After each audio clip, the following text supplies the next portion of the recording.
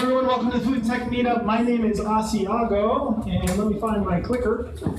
This is our welcome. I guess I should always start with that. Welcome. We've got a nice little group tonight to talk about food waste. Just curious to see a raise of hands. How many is it their first time at a Food and Tech Meetup? Okay, great. So about half of you. That's good because we always like to start with this slide. This slide is our foodist slide. So all of our members are considered foodists. Reason being is that they're not just foodies. Obviously, you know, foodie is a person that loves to eat good, delicious food, like those knishes that guy's business is just starting up. You should try them. But the ist kind of implies action, right? These are folks, these are entrepreneurs, leaders, activists that are trying to change the food system. If you're not familiar with that whole dialogue, you can read things from like Michael Pollan, Raj Patel, those sorts of things. And you can learn about, there's so many people trying to impact the food system, how we know it, with their different ventures. So we have about 17 new members. You want to talk about that? Sure. So the way we run the meetup, we run it in cycles. And right now this is the last event, the Waste and Recovery here at Capital Factory. The next cycle is going to be, not yet. And we like to go through the entire ecosystem of food. So today we're going to be talking about food and waste and recovery. And yeah, and so I think the important thing to notice is, I don't know if you guys can see this map here, but this is a map of the food and tech scene in the nation. And I think it's great. It's a local guy, or not a local guy, but a local guy in New York, who puts this together for a company called Food and Tech Connect. So if you ever see them, foodandtechconnect.com. But what makes me really sad about that is we only have got a handful of Austin-based startups in there. And so kind of the purpose of this meetup is to kind of help cultivate that ecosystem and get some more Austin-based startups on here. Because I know there's so many more amazing startups doing amazing things that are just not on this list. And so we're kind of creating our own map. And so you can kind of see on this map, these are just a few of the startups that have participated in our meetup here, but there's so many more, and we'd love for you, if you're starting up a new business, to come here, start here. We'll get you on the map, and we'll go from there. so these are yours truly. We're going to be your hosts for today. We have the brainchild of the Austin Food and Tech Meetup, Asiago. And so Federico has been there from, like, he found out about the meetup about halfway of our start. We've been around for about a year and a half now. And he's just been absolutely passionate, him and his team with Moshika, and we'll introduce them in a second. They've just been absolutely wonderful. And he's from Spain, not Venezuela. I said Venezuela, and I'm sorry about that. Well, I have 3 nationalities now. So what are your 3 nationalities? Spain, Venezuela, and the US. So okay. So I wasn't completely. Yeah, you weren't completely okay. But anyway, so I've got a cheesy nickname, and so he made his own Spanish cheesy nickname called Manchego. So we're like the Cheese Bros. So it's funny. So the way this community is able to create such good quality is we have an amazing leadership team. Robert, where are you? Here. Mochika, my partner in my startup, and an amazing team of volunteers, Marina, Demi, Andrea. So we are always looking for more people to volunteer and help us out. And if you want to be part of the leadership, your picture could be there. So hit us up. We want you to help us. So yeah, it's community run. So we forgot to mention Sarah. She kind of helped put on this panel, and I wanted to pick on her because she's got an amazing startup that has edible bags. So if you haven't tried them out, you go back there and check them out after the meetup. But I'm going to pass over sponsors to Fede. Yes. So this wouldn't be possible without our sponsors. So we want to give a big thanks to Capital Factory for letting us host these round of meetups. And Ingredients for bringing these amazing food and beverages for today. I think I saw a lot of people there enjoying their stuff, so thank you. Now, Josh, you said something interesting about the food that you brought tonight, because you've been, since like one of the original meetups, you came and spoke. What do you got over there? Yeah, so I brought an expired sour cream dip. And I wanted to bring attention to the fact that and I imagine maybe we'll talk about it tonight, but one of the major contributors to food waste, especially in the home on more of the consumer side, is a misunderstanding about best by, sell by, expiration dates. We just happened to have some sour cream that expired on July 31st, and I knew from experience that I probably could open this a month or two from now and it'd be fine, but definitely today. So I mixed it up with some salsa that we sell as well, and it's a really delicious expired sour cream dip. And I definitely got some, reactions to that, which is just what I was expecting and hoping.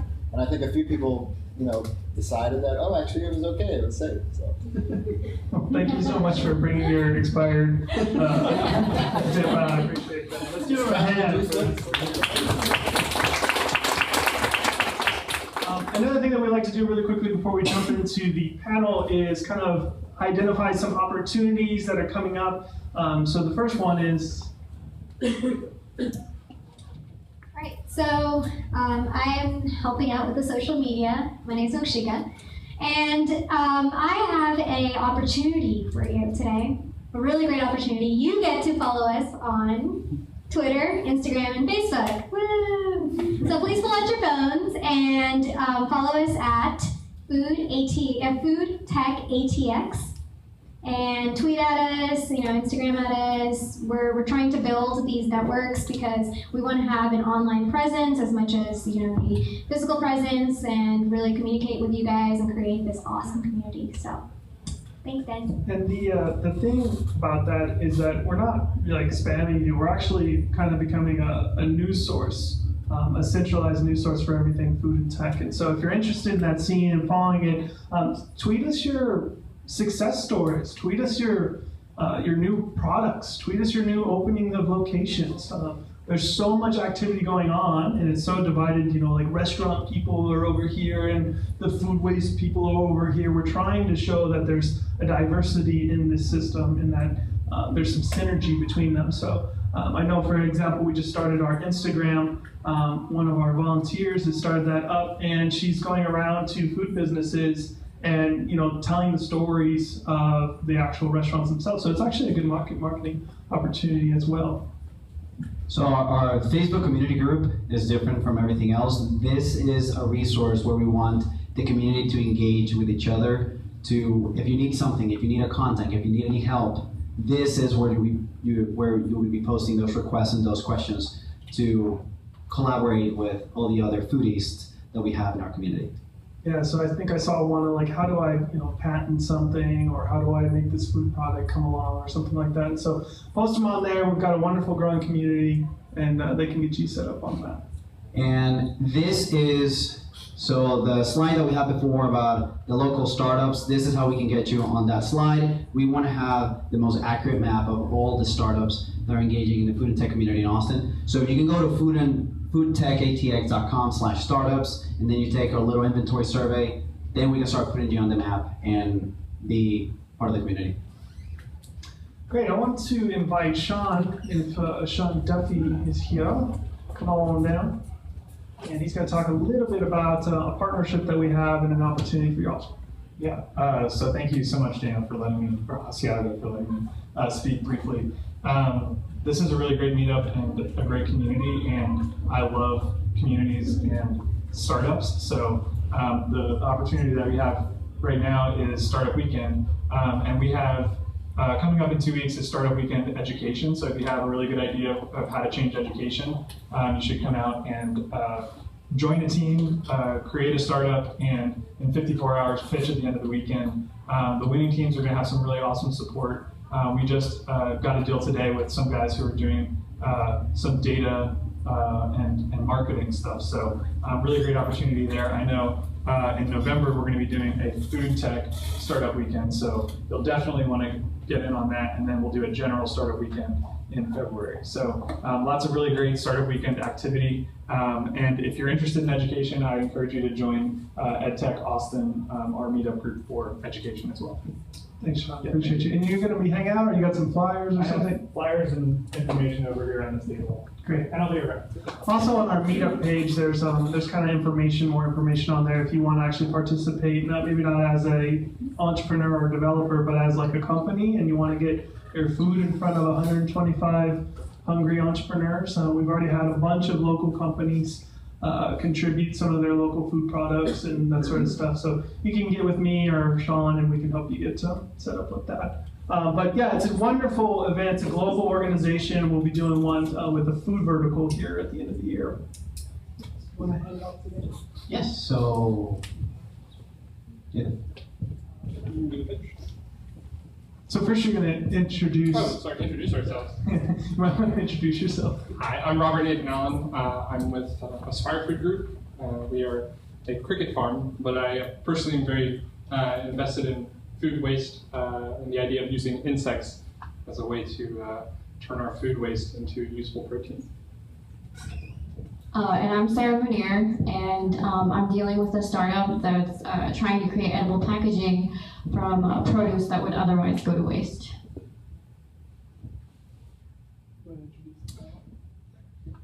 So we're very fortunate to have some awesome panelists today.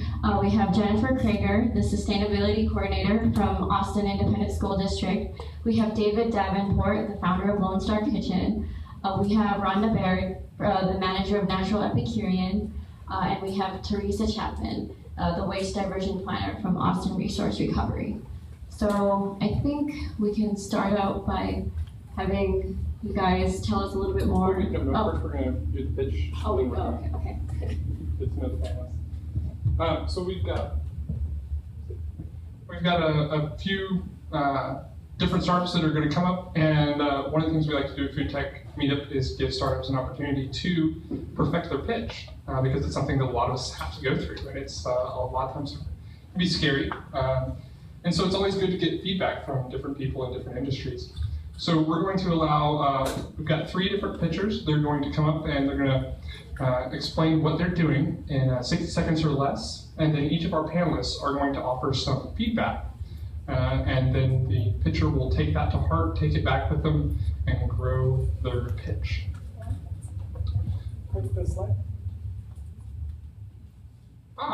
Mass pitches. There we go. So first off, we're going to have Loophole come up and give their pitch. Where do you want me? Take the mic, and you're pitching to everyone. So. All right, I'll stand over here. How you guys hear me okay? Yeah, you got to push the button once on the bottom. Oh, my pitch is going great. There we go. Okay. All right. First of all, thank you for having me here.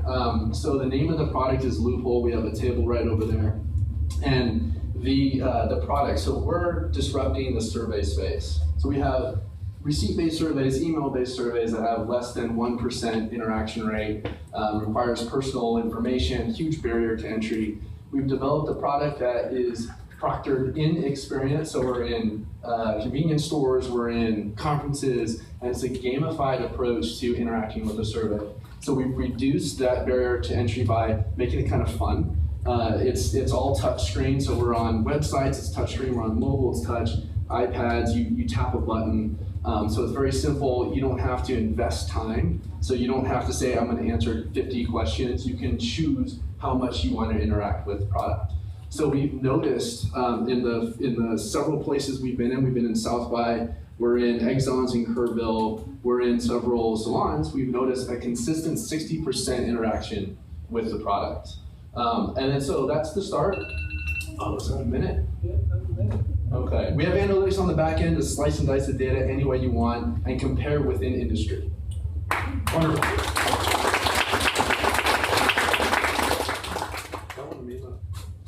Thank you very much for sharing your pitch with us. One of the things that stood out to me that I'm most excited about as somebody that's in the kind of environmental sustainability field is getting rid of all the paper clutter. I think that's really awesome. I can't tell you how maddening it is whenever I go to Target in particular and get reams and reams of paper, and I said, I don't want that. Yeah. So I think it's a great idea, an interesting concept. I would love to learn more about what are some of the questions that you're engaging your customer base with.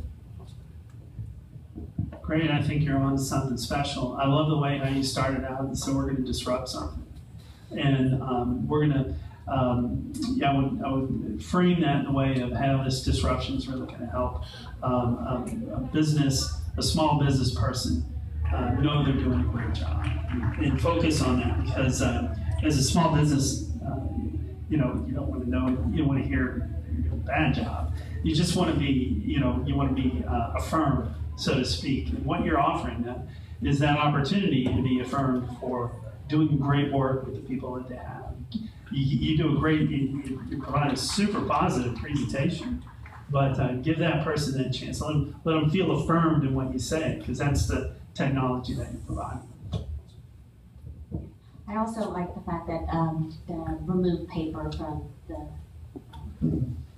basically the situation, because the receipts are ridiculous. The other thing I thought was cool is the gaming aspect, because I would say that most everybody in here on their phone has a game that you play with in between doing your 3 other tasks that you're doing. So I think that just making it personalized and making it available for people to do what they want, how they want, at their leisure is a great idea.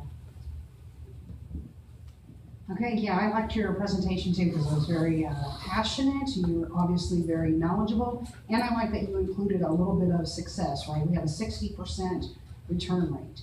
My recommendation would be, if I'm a business owner and I'm hearing this, cost, packages, do I need touchscreen pads? Do you have inclusive packages, not inclusive packages?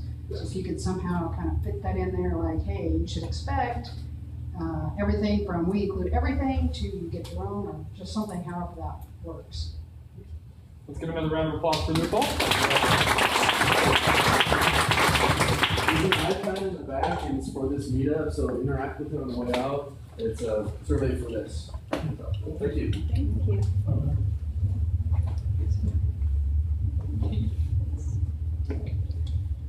I'm Zach Grammy with EdiBags.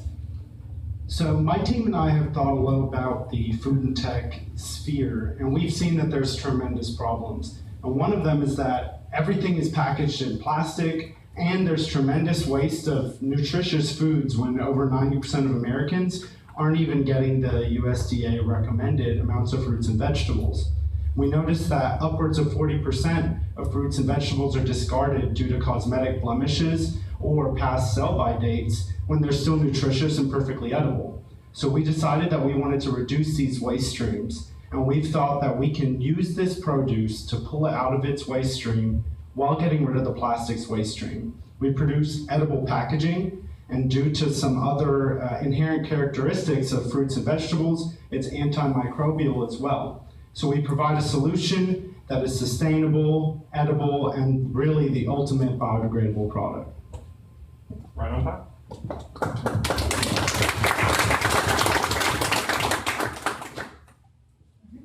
Somebody else want to go first? I think this is a great idea because we get rid of a lot of produce where I'm at the natural Epicurean. My question is, what are you going to package?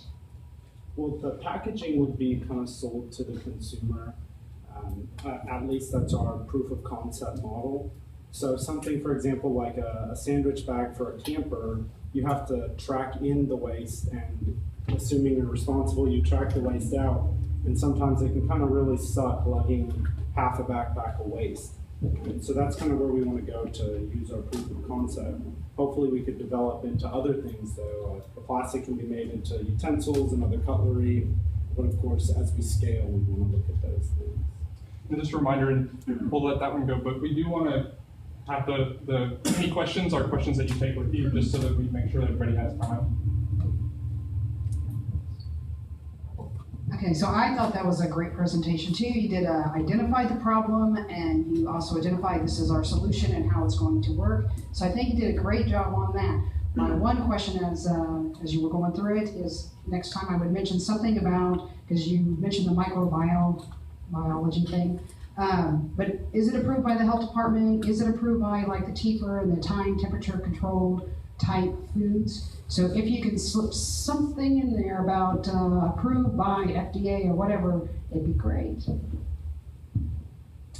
And also, I think you leave the person on the other end wondering.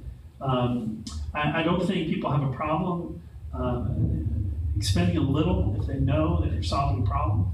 And as a matter of fact, solving a challenge. I like challenge instead of problem. It's just a picky thing. I don't think people mind paying a small premium But if your costs are within a window, you know, and to where you're comfortable using the word and it's competitive in the marketplace, or it's competitive with this, then hang in there. If not, then explain why and give the person a sense of what their investment's going to be. Thank you so much. So I didn't get a chance to familiarize myself with your product ahead of time, and I actually didn't hear during your pitch what exactly it is. It wasn't clear to me if you're making plastic packaging out of the fruit waste, or you're trying to create something, a plastic that sheathes the fruit. So maybe next time kind of clarify that a little bit up front. It could be that I wasn't paying attention, entirely possible, but I didn't quite hear it in there. Nice. Let's give a round of applause for Eddie.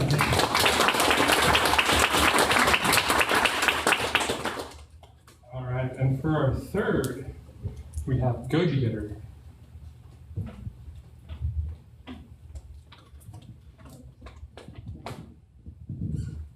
Hello, I'm Mithra, and I'm the founder of Goji Getter.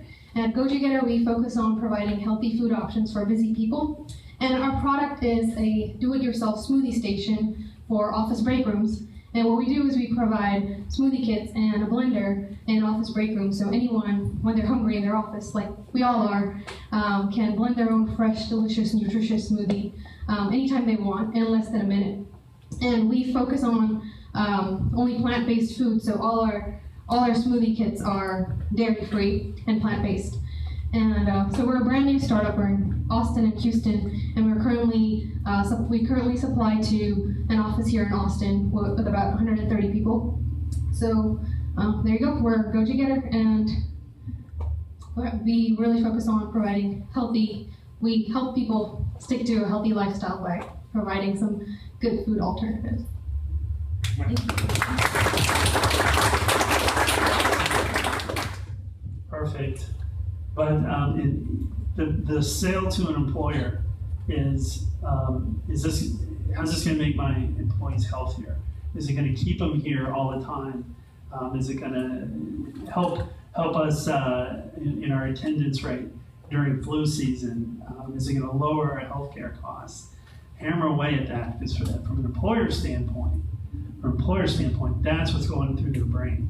Really, can I lower it? Because it's going to help me manage my healthcare costs. It's going to help me keep people here during flu season. Because if you're talk about how that healthy foods and eating good as opposed to a snack machine at work is going to make a difference with their workforce. Good job. I think it was a really good pitch. I love the idea of being able to provide employees with a healthy food. I guess my question would be, with so many allergens out there, even fruit allergens, nut allergens, and the question you're always going to get, how do you get your protein? So somehow if you could talk about maybe the nutritional value as well as what you're doing, I think that would add to your pitch. Yes, I think you did a great job. I want one at my work now. I want one of my kitchen. Exactly, right? But I was curious, and because I'm not familiar with your product, I did wonder if you provide all the, like it comes as a little powder that you mix, or if people could bring their own fruits and vegetables and chop it up and put it in there. So you might think about that, including that in your next pitch. Ditto everything said. I really love the kind of healthy lifestyle twist that you put on it. I agree that also be useful to show some of the kind of productivity and other elements for the business owner, assuming that that is your audience, that you're going for the employer and not the employees. I could also see it being pitched to employee groups as well. I know a fair number of businesses have like health and wellness committees or sustainability committees, that this could fit into their mission and be something that they bring from kind of a grassroots perspective. So another potential audience to think about. All right, let's give another round of applause.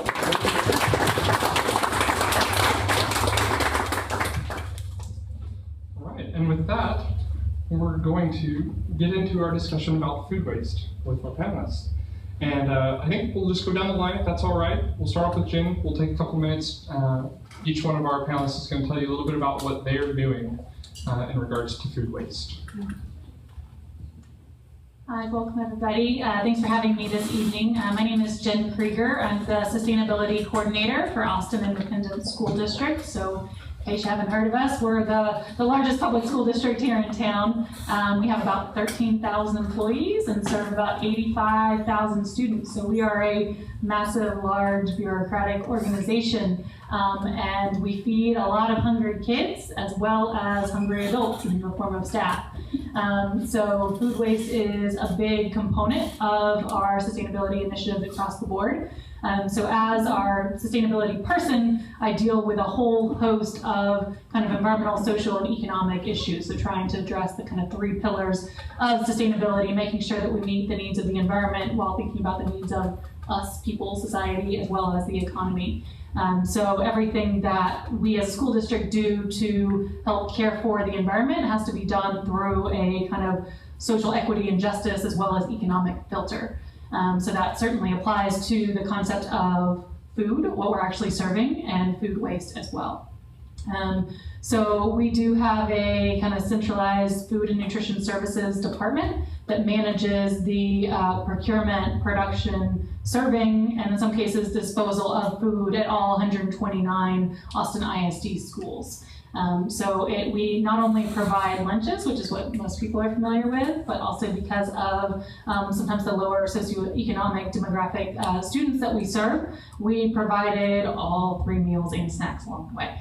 So we create a tremendous amount of food, and we also have a tremendous amount of purchasing power as a very large organization buying a lot of food. So some of the things that we're doing is we participate with local farmers, and we actually do source some of our food from local area farms, so trying to make that more sustainable connection. And then on the food waste side of things, one of the things I'll mention is we actually have a really fairly comprehensive composting program in place. So for the past 4 years at least, we have had all types of recycling in 100% of our schools, and we've introduced food waste cafeteria composting at all of our elementary schools, which is something like 80 or so schools, as well as a handful of middle schools, and we're going to be introducing it at our first high school this coming school year. So we're really trying to help our students and staff understand that everything comes from somewhere and has to go somewhere, whether that's food or energy or paper. It all has to be dealt with after you're done with it. And so food is one of those key areas. So we actually set up sorting stations in our cafeteria where the students are trained to kind of pre-sort their waste. So they put everything that can go in the compost bin on one side, everything that can be recycled on another side, and landfill trash separated. And then they go and they sort it themselves. And we have a commercial hauler that takes that compost because we create such a large volume. They take it and process it off-site in a large commercial composting facility. And then I'd also mention that we do have a number of campuses that kind of take the initiative on their own to provide on-site composting as well. They might have their own kind of composting pile or bin that they nurture and they take care of, and they provide the right carbon to nitrogen balance, and they use that as soil amendments that go back onto school gardens that kind of completes the cycle. So they're helping to nourish and fertilize the plants that they grow that then in some cases end up back on their plates in their cafeteria. So really trying to promote that kind of holistic systems thinking approach and closing the loop for our students, and even teaching them how to create their own composting bins with little lesson plans. We call it compost stew. We've kind of borrowed from folks at the Wildflower Center, and they can take it home and with their parents create their own composting bin and continue to encourage that at the household level as well. I guess something going forward we'll be spending more time on is trying to, before we get to the composting stage, reusing or repurposing that waste, that food waste first. So figuring out different partnerships and ways that we can either reuse that food on site for our kids. So like I said, sometimes we're feeding them breakfast and lunch, and then they stick around after school until their parents can pick them up, and they're probably gonna need a snack. So can we put aside those untouched apples and those unopened milk cartons in one area so that they can have access to those later in the day to kind of keep them nourished throughout the day? And if not, can we work with folks perhaps like Keep Austin Fed and other Capital Area Food Bank and other organizations that can take some of that food for other deserving organizations to use? So just kind of a smattering of things that we're working on, and I'll pass it down. Thank you.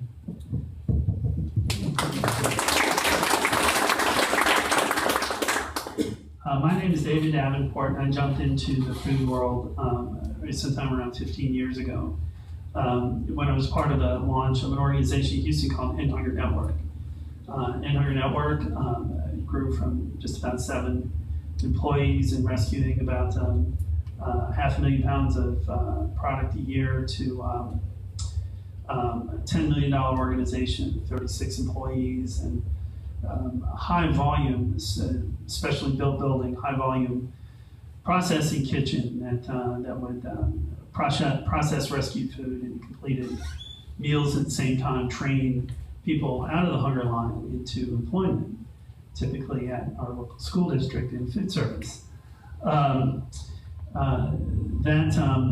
organization has evolved and had great success in the Houston area. Recently, about 5 years ago, merged with the Houston Food Bank and has done quite well. I came up here to Austin, I think, sometime around 2008, 2009 or so, and actually served as CEO of the Capital Area Food Bank for a little while before some lung illness took over, and I had to have a lung transplant.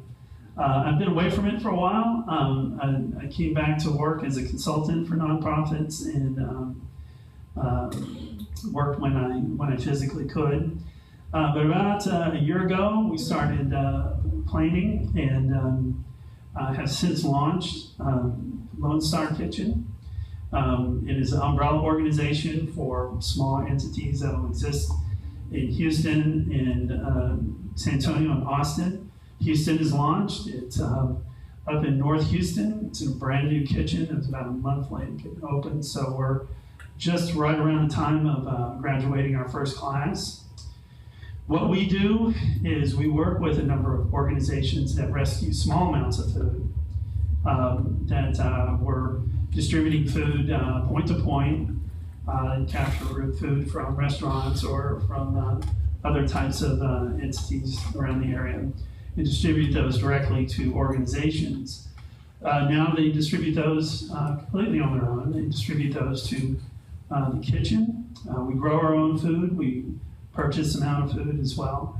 And we piece together the things that come into our organization, the things that we buy into healthy meals prepared by our trainees that go through ACA, American Culinary Academy type training, Safe Serve training, a version of the ACA training. They graduate a class. We graduate a class about every 12 weeks, typically into employment, school districts, hospitals, hotels, catering firms, restaurants, and from what I found out the other day, Minute Park down in Houston. So Houston is up and running, and we're awfully proud. We're just now getting our feet underneath us, so we'll be graduating our first class here fairly soon. The next step is Austin and San Antonio. Our goal for Austin is just to have a central kitchen, but to have a cafe attached to it. So the launch for that, I think, is probably going to take a little bit longer, but we'll begin the work for that this fall. So I've had a great deal of experience and a great deal of kind of life journey and professional journey in the area of hunger relief. My overriding sort of philosophy is that at some point in the process, organizations that accept donations, whether donations of food or financial donations, to do the work that they do and provide a meal to those who are hungry in the community. That my personal philosophy is that you need to balance the liberation of the recipient with the redemption of the donor. And so hence the fact that, that our work that we do that provides food into the hunger relief system has to have a liberating entity as part of it, a liberating part of the process. And that's what our culinary training is intended to do.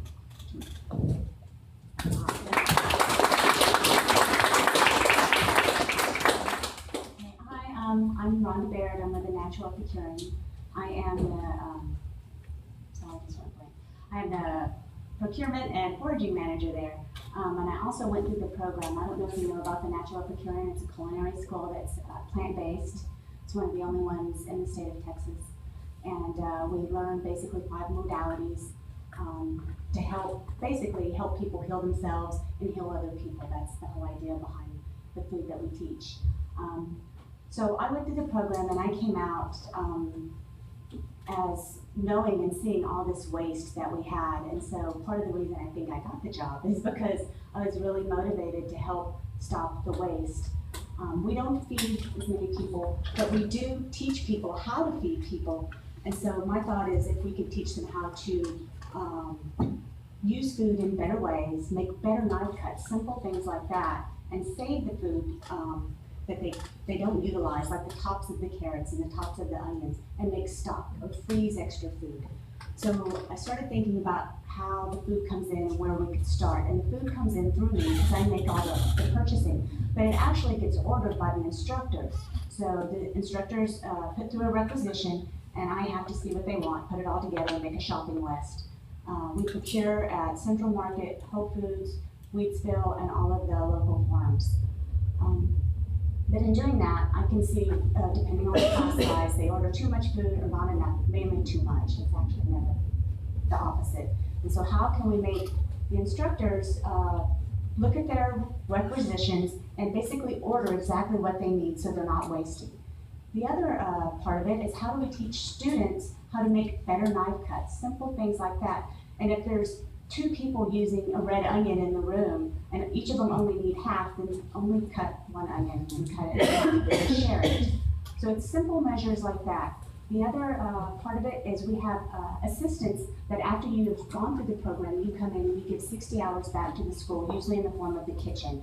So you help with the public classes, you help in the back of the house, just preparing for the instructors to get their food ready to teach. And I noticed that as the procurement person, even though these students went through our program, they kind of don't know what to do to pull a requisition together, how to put the food together, and what to do with their waste. So we're working on that kind of a TRIFO program, if you will, of trying to just cut food simply through our own little school and teach the students more sustainable practices so when they go out in the world, they're mindful of where the food comes from. Because our thing is food it starts somewhere. It starts as a seed. Someone plants it, someone grows it, someone takes care of it, someone picks it and presents it to us to do something special with. And so if you're mindful of all of those processes in raising food, our thought is that you'll take care of it and nurture it and push it out there and save it in ways that they're not doing right now. So I guess that's it for me.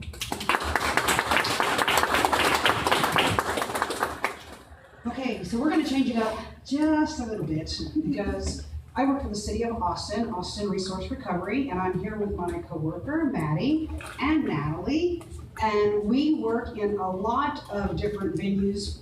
The city has a goal of reaching 0 waste by 2040. That means everything going to the landfill, 90% of it, we want it to go somewhere else. And that includes organics and food waste. So tonight we have things that you can do to help us reach that 0 waste goal by 2040.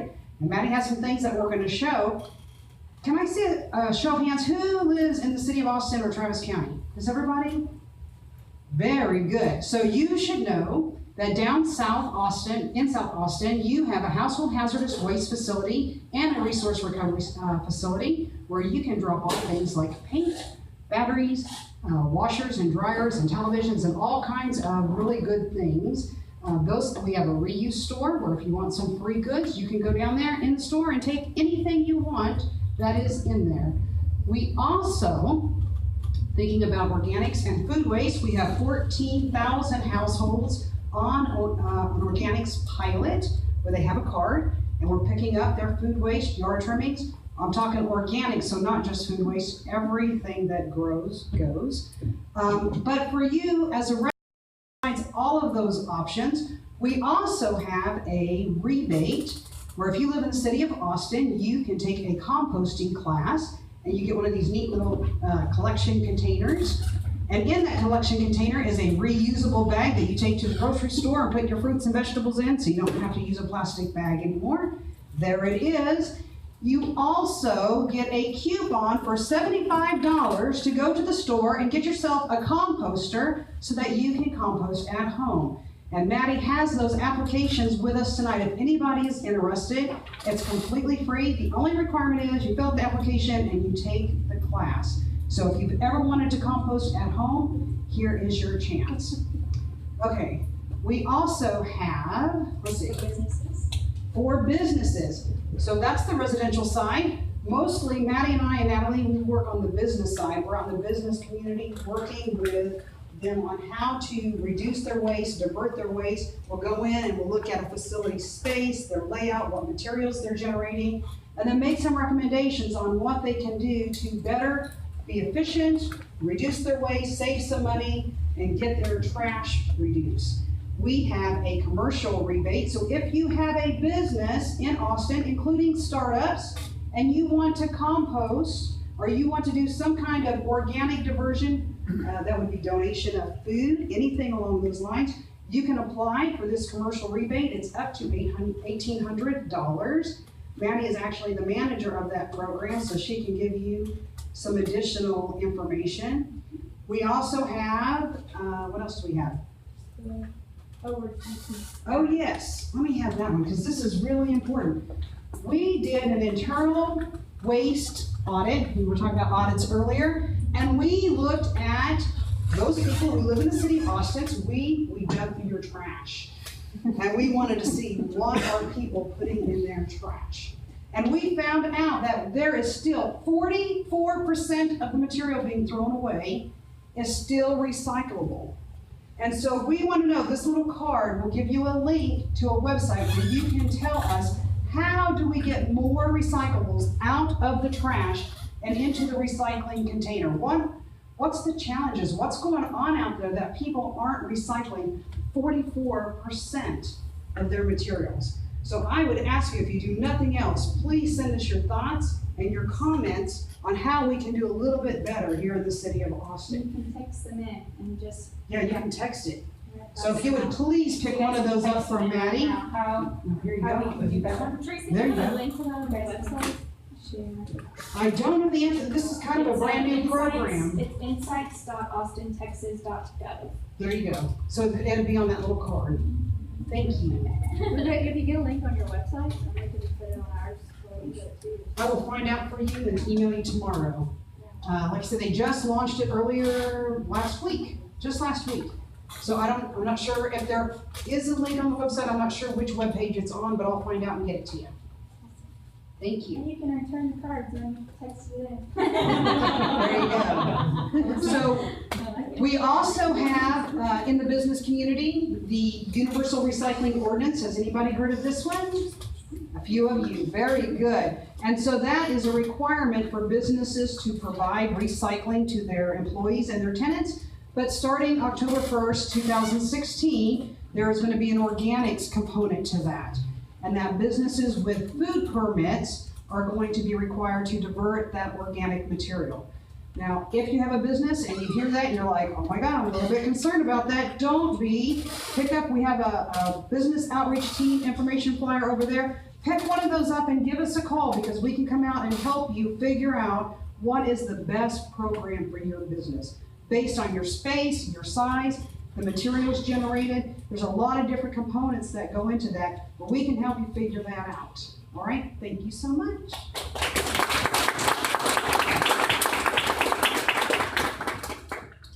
That's fantastic. We've got a few questions that we're going to just put out to the group, and then we want to get some questions from the audience. So be thinking about what you'd like to ask the panelists.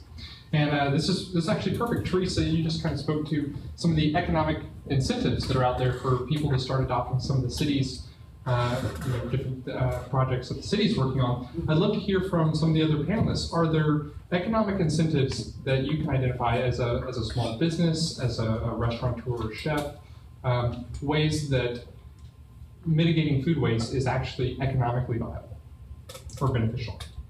Yeah, we have a composting service that comes out and picks up all of our compost and takes it off site.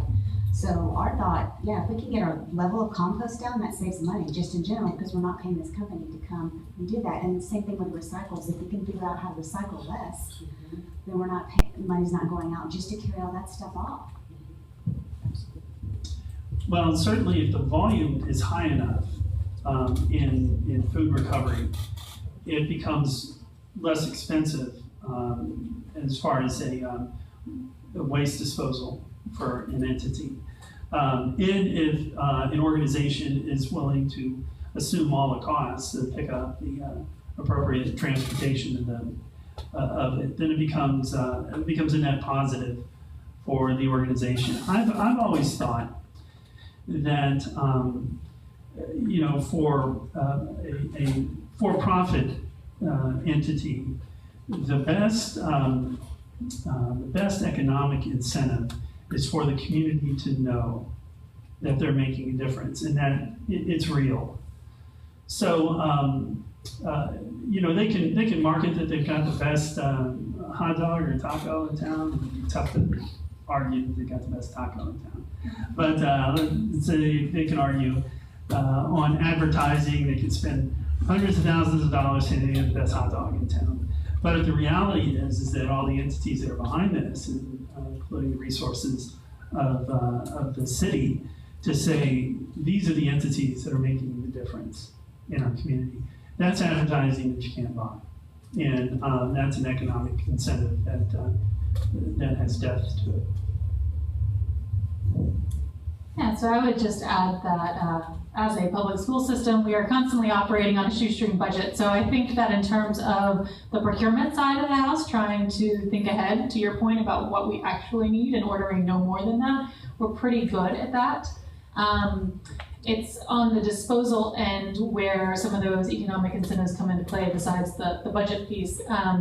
So as I mentioned, about 4 years ago, we introduced composting to all of our elementary schools and been adding into our middle and high schools as we go. But every time we look at adding that commercial scale compost collection at a school, we have to make sure that that addition is cost neutral at worst, so to speak. So we already have at least one existing landfill dumpster and at least one existing recycle dumpster at every single school. So to introduce another waste diversion stream, that's adding a third dumpster. And guess what? The company that picks that up for us charges us for that equipment and for doing the pickups. So we look, it's kind of an optimization game. So we look at, okay, how many dumpsters are in place now in terms of landfill and recycling? There's at least one, but sometimes there are more. And how frequently are those being picked up? And how full are they when they're being picked up? So in order to justify the cost increase of adding that third compost dumpster and that at least once weekly compost pickup, we have to either reduce the number of landfill or sometimes recycled dumpsters, usually landfill dumpsters, or reduce the frequency of that pickup. In every case that we're going to add composting, we're either going to save money or at worst not spend any more money than we already are for those other two waste stream pickups. And then, actually, I guess I'll leave it at that. So since we are a food tech meetup, I'd love to hear if there are any ways that come to mind. How are you able to use technology to facilitate the work you're doing in mitigating food waste or saving food? So as I mentioned, I get all of the requisitions in, and basically with all of the classes, I have to combine all of the food. So if one person's ordering 2 bell peppers, another one's ordering 1, and basically just tallying them up. But we use technology through our order, but what's really nice about specifically Central Market is my order has to be in by 12 the day before the order is due. But what she lets us do through Google Docs is if something happens, if somebody says, oh my God, I overcalculated or undercalculated, I can go in and we share the Google Doc and basically change that order on the fly as to what comes. The other simple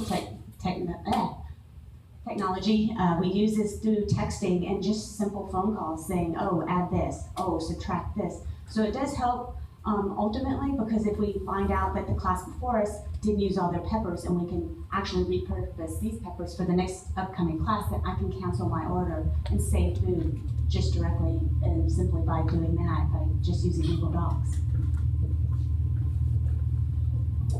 Yeah, and so we see some of that in the business community. We've seen divided containers where people have limited space and they're able to put one dumpster but split it in half, or like half for recycling and half for composting, so that they can do both even though they have limited space. We see a lot of new technology coming, like biopods and pulpers and digesters.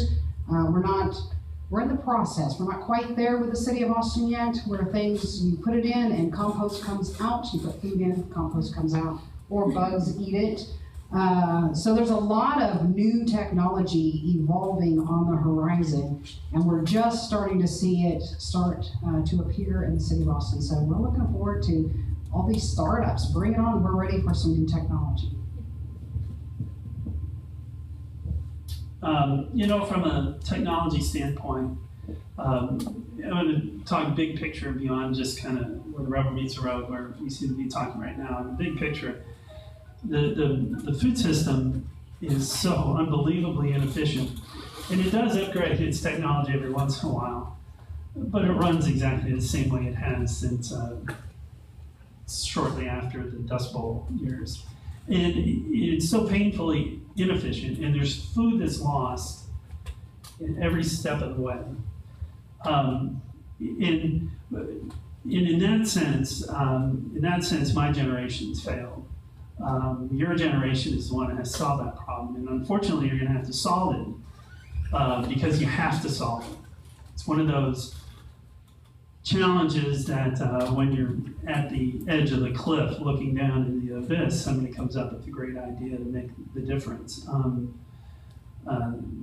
The food system is dying for technology, and while we see technology growing, really where the rubber meets the road, like I said, right down here where entities are using social media to connect with people to find small bits and pieces of food, and before you know it, this network of people have collected something really worthwhile, and that's getting healthy food, it's capturing it, it's getting it through the system, it's getting it in front of the people who need it in a very short period of time. Social media is doing that. A lot of entities around the country are having a lot of success in that area.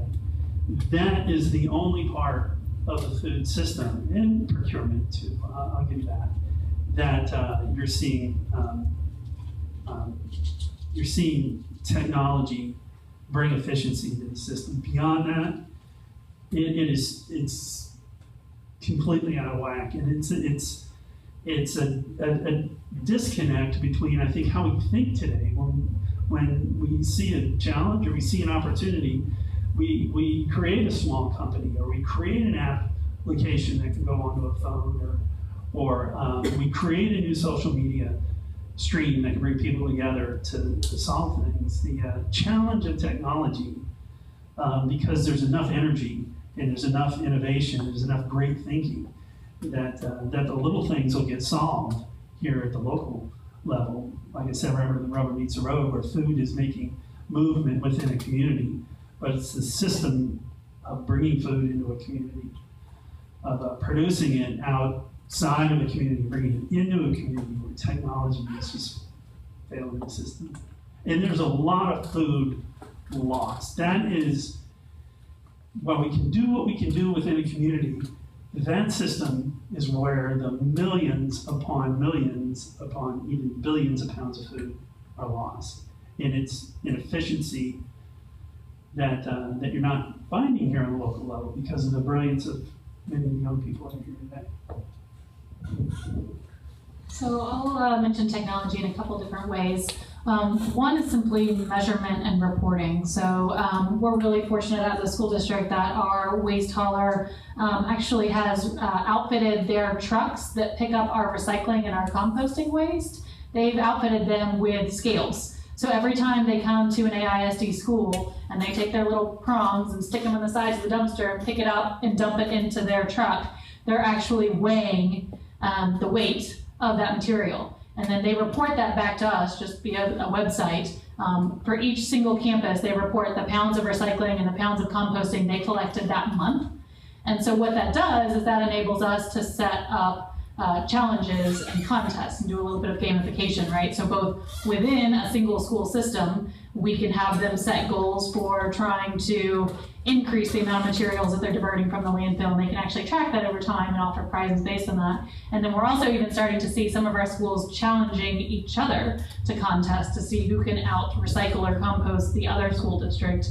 And in fact, I was just talking to somebody from one of our high schools today who wants to do a challenge where if their school community reaches that kind of waste diversion goal, they're going to try to get their principals to go live in the dumpster at Houston Tillotson. I don't know if we all heard of the dumpster project. There was a Houston Tillotson professor that he just basically got to the point where he was feeling stuck in teaching about different sustainability concepts to his students. And so he thought, I'm going to shake things up. I'm going to go live in a dumpster for a year and prove to them that we don't need all this material waste and we don't need these extravagant lifestyles. And he did just that, and he has since moved out in the past couple of months, and they're now opening it up to others in the community, whether those are teachers that again want to use it as a teaching tool, or even they're trying to tap into the creative arts community here. They're looking for artists in residence to live in the dumpster and think about ways to design it and spruce it up. So, trying to think of fun things like that. I will caution that one of the challenges in doing that is while it's really very cool to be able to know at the campus level how much we're recycling and composting, what I really care about is whether our landfill number is going down. And unfortunately, at this time, they don't report that to us because they have many more trucks that pick up landfill waste than trucks that pick up recycling or composting, and so it's cost prohibitive for them to retrofit those trucks with those scales. So that's something that I'm hoping to push for as a large purchaser in the community, that should start to change. And then we have a little bit more of that gamification element to it. And then I would just tap onto what Teresa said on kind of the dealing with the waste side and waste side of things. Right now it's a little bit it's sometimes a lot inefficient to sort out our organics, our compostable material, set it aside, and wait for it to be picked up and then hauled. It could be some cases fairly long distances south of town to be composted at the commercial facility. So we're looking at also what are some on-site technologies that we can use to accelerate that composting process. And one of the key benefits of that for us is that one of the biggest deterrent to being able to offer composting at more of our schools is that there are concerns about odor and varmints and things like that are attracted to that food waste. And so if we can actually start kind of accelerating the composting process on site, they're basically kilns, for the little ovens essentially that you can put in your organic material and set it to the right temperature, and that helps speed up the decomposition process and will actually produce kind of a fertilizer-like material that you can potentially transfer to another composting pile on site to kind of finish out the degradation process and then apply it to our gardens at our schools. Or we could still keep it and have the commercial composting company pick it up and take it off site to finish that. But it reduces the amount of basically rotting food that's sitting on our campuses. So those are some things we're looking at as well. Nice. We are pressing up against time. It's been a fantastic topic and a great panel, but we do want to get some questions from the audience, and then we want to have a few questions from our online viewers as well. And then after that, we're going to finish it up with some comments from our food and tech hosts. So do we have any questions from the audience? I see one there in the back. I have two questions. One quick answer. I live in an apartment, so if I'm going to take the class and compost, where do I take it?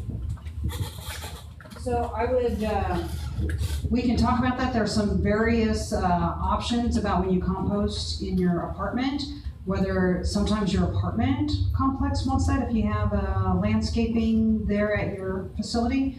You can also connect with some community gardens, or AISD sometimes will take some of the finished compost. So there are some options out there, and if you're interested, I really would encourage you to get in touch with us. Okay. I have business cards here tonight, and we can help you make that happen. The second question is, when you go to bars and you have people throw away bottles into trash, how do you get that recycled? I guess it's the problem that I think about is, how do you get drunk people to recycle? And so that's the other thing, you have a sort of thought process on how to get that to happen. Yeah, that's actually a really great question. And we have that issue all over the city. But we have a business who is leading the way. And I don't know, has anybody here heard of music labs? Okay, so music labs, they rent out rooms for bands to practice and record their music. They can bring their own equipment or they can rent the equipment from the facility. But they have like 100 rooms. And often there are some well lubricated or well drinking people in there in those rooms. And they've had issues in there. Lots of stories about, well, it's just intoxicated people in there playing music. And they have, what's that? Imagine that. Imagine that. And so when I first met the people at Music Labs, they had no recycling at all. And we said, you know what, just try it. Just try it. They had a 6 cubic yard dumpster picked up twice a week for landfill trash. And I said, just get a little cart, 96 gallon cart, and try recycling, see how it goes. That cart filled up so quickly. The way they implemented their program, it filled up so quickly, they got a second cart. That filled up so quickly, they said, you know what, let's just roll the whole thing out. And their 6 cubic yard landfill trash dumpster picked up twice a week is now their recycling, and their 96 gallon cart is their landfill trash picked up every other week. And so they're one of our case studies for the city of Austin, and they are going to help us address that very issue, use some of the methods that they have used to get people who are drinking and have the bottles and are having a great time to get them involved in the recycling successfully as well. And I just wanted to mention on the compost, the home composting, the rebate, if there are home composting systems that'll fit out if you have a balcony or something like that are pretty good at containing the smells. So you can use that. As long as you pay the clean community fee for on your utility bill, then you're eligible to apply for the home rebate. Good questions, thank you. Yes, no. I have a question for Jennifer. What would it take for schools, like for AISD schools, to do all their composting on site? Is that something you guys have considered? Like if there was a way to partner composting and gardening on campus instead of having it shipped out? So we do that on a small scale now at a certain number of campuses that kind of spearhead that. But we create so much food waste. We simply do not have the land area to support the amount of food waste we create because it takes time, right? Natural decomposition process takes time. And so that's why we're looking at some of those technologies I mentioned that can tweak some of the elements that go into composting, the number one being temperature, so that maybe we can accelerate that decomposition process a little bit so that we can do it on site, because I really do think that is such a powerful learning tool to see the full cycle, to see the food being grown on your campus, being served in your cafeteria, and then any waste that's left over coming back and nourishing the soil to grow more food. So that's certainly an ideal end state. We're land constrained right now.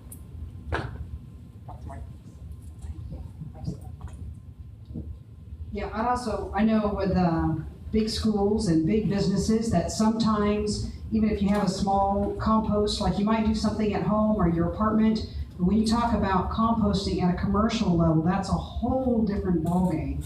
Much more heat generated, and you can include a lot more materials besides just food waste. And I'm just going to point out Organics by Gosh is here, Donna and Phil, and I'm sorry, I don't know. Noelle. And so if you all have questions about commercial composting, they would be the ones to ask. And Noelle teaches the compost classes for homeowners. So okay, very good. So there's a great resource if y'all have questions about things that can be, so like in the schools you wouldn't include maybe meat and bones and dairy, but I know in a commercial compost you can include those things. So it's kind of a little bit different type of thing. And real quick, we're going to see, do we have any questions from the audience online? At the moment, we don't. Okay. But I'll let you know. If we do, but that means we can take a few more from the audience before we finish this up. Yes, right here in front. This is another one for Jen. Could you elaborate about your techniques and the challenges with saving apples or milk, things like that for later, or having sharing tables at the schools? So that is something that I personally am just starting to dig into, but from what I've heard so far from our food services staff, the biggest constraint is legal restrictions. So again, because of some of the socioeconomic status of our schools, we're eligible for federal funding to provide meals throughout the day for our low-income students. And with that funding comes restrictions. And so one of those is that what I've been told is that we are required to, there's a difference between serve versus offer, meaning that in some states you can just present food and drink options and the students can pick what they'd like or what they don't like. And in some places you actually have to serve them and they have to take what is served and put it on their tray, even if they're not planning to consume it. And we have been operating under that must-serve policy. I've actually connected with a law professor and somebody who does kind of law clinics in Arkansas who knows a lot more about federal and state regulations tied to that. And I'm trying to see if there's any way for us to maneuver around that. But right now, what we're being told through our food services department is that we have to actually serve that federally funded food and drinks to our students and they have to take it. And so even if they have no intention of ever opening that milk carton, they take it and then it goes straight into the trash. So some of our schools have taken their own initiative, whether they're allowed to do it or not, and set up tables or drop-off areas where students can place things that have been untouched. And then we are actually, at the school level, they are using those to provide snacks later in the day. They're using it for after-school programs. They're using it if kids just want to take it home. But there is a little bit of fuzziness around whether we really can be doing that. And also, like, what are the regulations in place related to outside donations, so things that actually leave the AISD campuses. So it's a tough one, but one that we absolutely have to figure out because there's a tremendous amount of food that literally has not been touched that's going straight into the compost bin if we're lucky, or the landfill. So we're gonna go ahead and do our last food tech announcements, but please, we have about 20 minutes here for networking, so any questions that haven't been answered, please do come and talk to the panelists. They're all fantastic people. They'd love to answer your questions and share more about what they're doing. And we're gonna pass it off to Asiago now. First, let's give him a round of applause. Round of applause. Let's give Nathan and Sarah for bringing these awesome panelists together. Let's give them a round of applause too. They brought So it's a very dynamic, complex, challenge. Like David was saying, he likes the word challenge. We like the word challenge here too. So be sure to stick around and check out at the tables. They'll be standing by their tables or they'll be hanging out up here, as well as the food startups that participated. So thank you so much, of course, the ingredients for sponsoring with their expired queso dip or salsa dip. So tonight's been a really interesting night for I've had a lot of support, so I definitely want to say thank you to all the volunteers and the team members. We've been doing some experiments and just to see how it works, and so like for the first experiments, we turned off the AC because we didn't want to waste the AC, and so I don't know if you guys noticed that. So we turned it on, it's on now, but for the majority of the panel, you guys are like, it's hot in here, So anyway, so now everyone's all vibrant. Second thing is we didn't use water bottles for the panels, we had cups, but as you can see, the water has not been drank, so that might become waste. So anyway, so that's another experiment. And then of course we've had the interesting donations tonight. Can you click the next slide for me one more time? So this is upcoming. Of course, we've got the Startup Weekend education, or you can talk with Sean that you can participate in, as well as we're going to be doing a new meetup cycle. Click it one more time for me.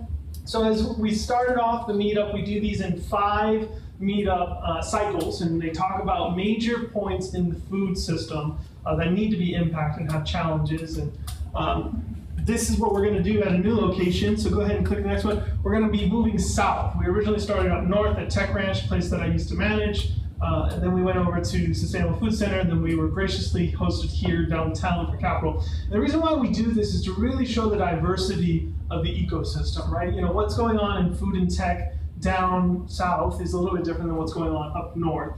And so that way, most meetups kind of just lock themselves into one place, and then you only kind of get one crowd.